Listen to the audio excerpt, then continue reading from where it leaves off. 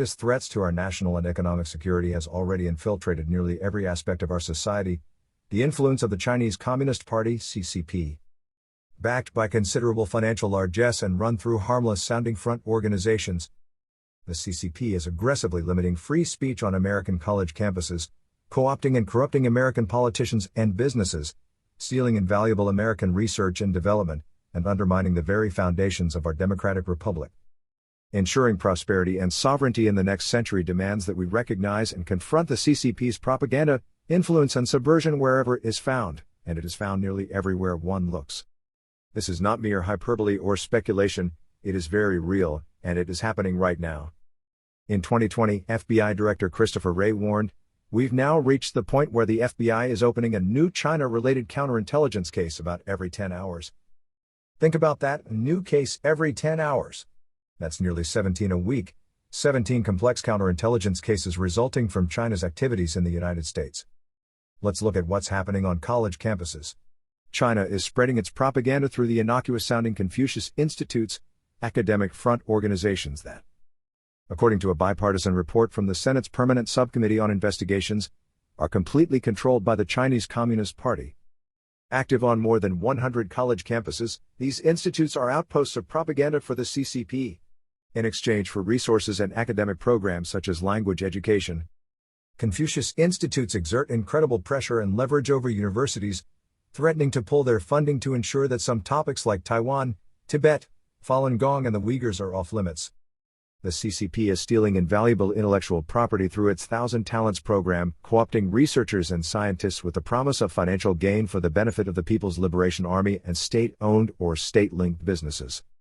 In June 2020, Charles Lieber, chair of Harvard's Department of Chemistry and Chemical Biology, was indicted for his involvement in this program which, through the Wuhan Institute of Technology, provided him a $50,000 monthly stipend, more than $150,000 in living expenses, and more than $1.5 million to establish a laboratory back in China, all of which he failed to disclose. Congressman Eric Swalwell, Democrat, California, is the latest example of the CCP's slow, methodical efforts to gain access to influential politicians and sensitive information.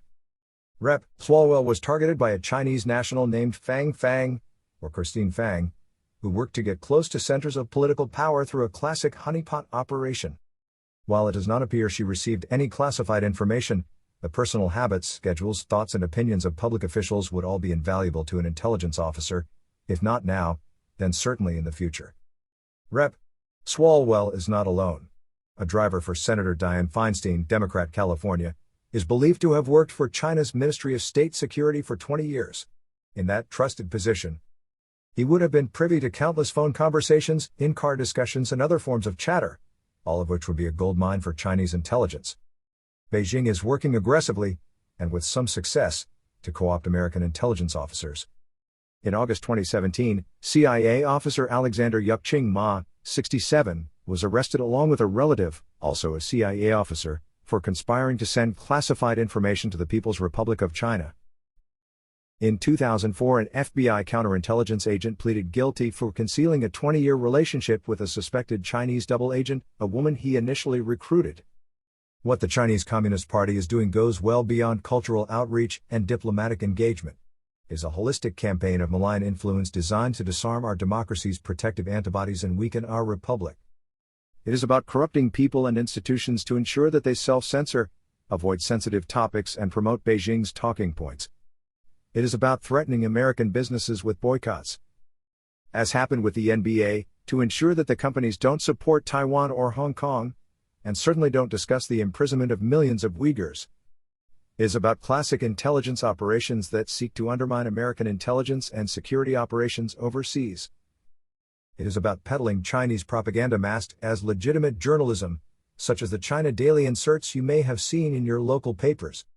Our future economic security and national security depend on confronting the Chinese Communist Party's campaign of influence wherever it is found. If we fail to do so today, we will cede our sovereignty and our future, and that of our children, to Beijing, and that's something that isn't worth any price. Don't forget to comment below with your common sense and subscribe to your podcast. This helps bring the podcast to life and grow it. You can follow us on Instagram, Twitter, Facebook. We can't wait to continue this adventure with you. Support us on PayPal. Thank you very much and enjoy listening.